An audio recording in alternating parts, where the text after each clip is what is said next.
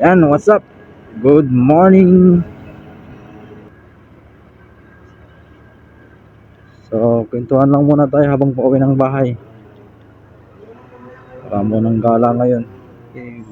Medyo makulimlim.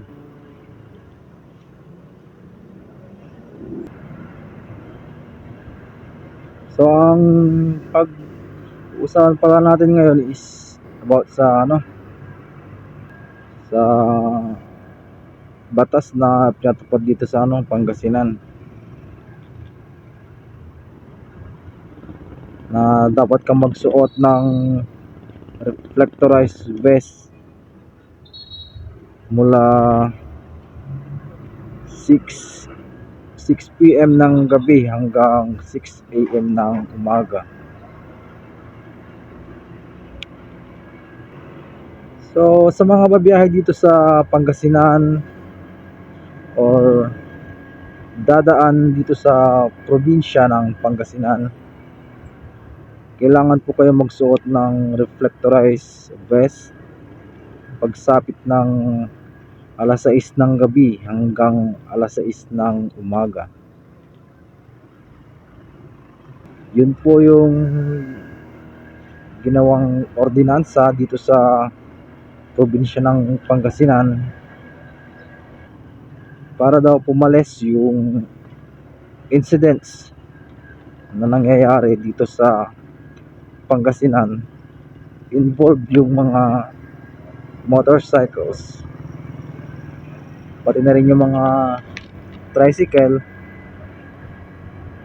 Sa mga motorcycle, dapat nakasuot ka ng reflectorized vest. Kung may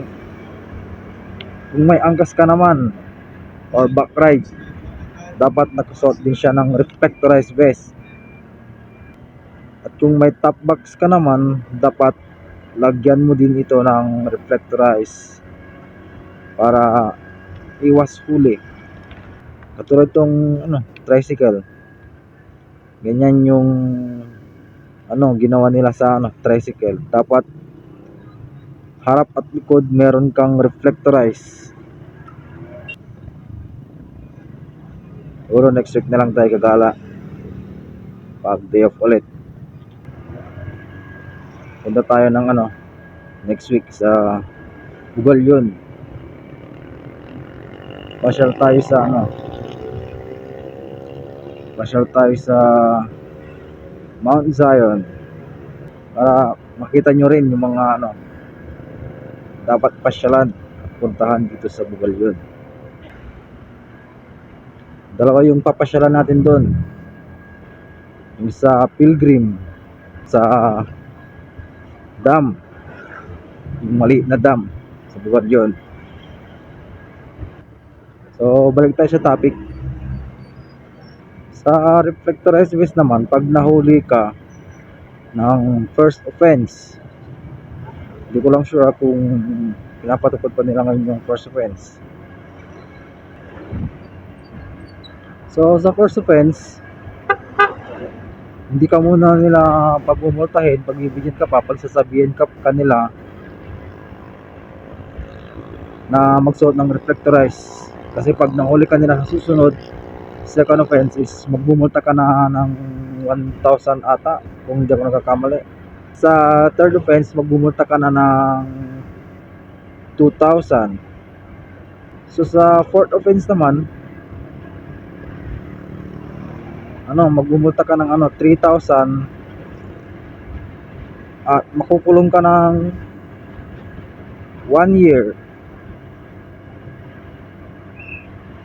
para sa fourth offense. Kaya ingat-ingat para iwas huli. Kaya magsuot na lang ng reflectorized vest pagsapit ng alas 6 ng gabi hanggang alas 6 ng umaga. Lalo sa mga dadaan, kahit dadaan lang kayo dito sa Pangasinan. Kahit anong parte dito sa Pangasinan, dapat magsuot po kayo. So ayan, hindi ko na tayo dito. So see you next vlog na lang guys. Next week papasyal tayo sa sa Bugal yun.